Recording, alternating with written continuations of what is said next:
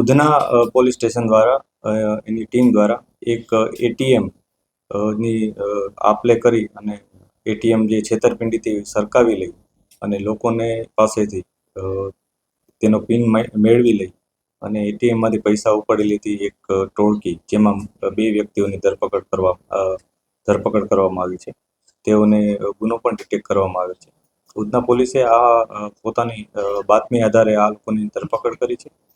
આ બંને વ્યક્તિઓ એક ખાસ એમો અપનાવીને કામ કરતા હતા, જેમાં એક વ્યક્તિનું નામ છે અંકિત ઉર્ફે ભોલા, અંકિત ઉર્ફે લલ્લા, ઉદય બહાદુર યાદવ અને રિતિક ઉર્ફે ભોલા, સુરેન્દ્ર બહાદુર. આ 2 વ્યક્તિઓની પોલીસે ધરપકડ કરી.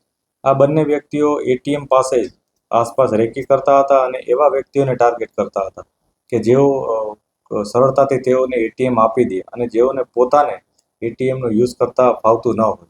આ પ્રકારના લોકોને એ ટાર્ગેટ કરતા હતા, જેમાં થોડાક અભણ દેખાતા હોય અને શારીરિક સશક્ત ના હોય એવા વૃદ્ધ વ્યક્તિઓ અથવા એકદમ અભણ હોય અને ન કામ કરી શકે અથવા સમજણ બહુ ઓછી ધરાવતા હોય ટેકનિકલ, એવા પ્રકારના મજૂરોને તેઓ ટાર્ગેટ કરતા હતા.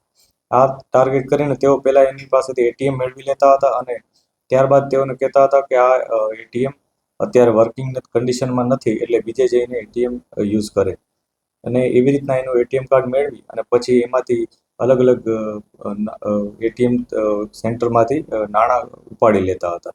પોલીસ દ્વારા કુલ 31 એટીએમ કાર્ડ જપ્ત કરવામાં આવ્યા છે અને એમાંથી એની સાથે એના મોબાઈલ, આ ઉપરાંત રોકડ રકમ પણ મેળવવામાં આવેલ છે અને આશરે 1,35,000નો મુદ્દામાલ કબજે કરવામાં આવ્યો છે.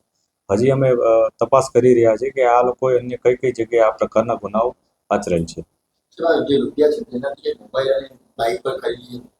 અત્યારે જે મુદ્દામાલ પોલીસને મળ્યો છે અને જે આરોપીઓ પાસેથી માહિતી મળી છે એ મુજબ એ લોકોએ મોંઘો મોબાઈલ, જેને આઈફોન પ્રકારનો એક મોબાઈલ પણ અને મોપેડ, આ બંને ખરીદેલ હતા.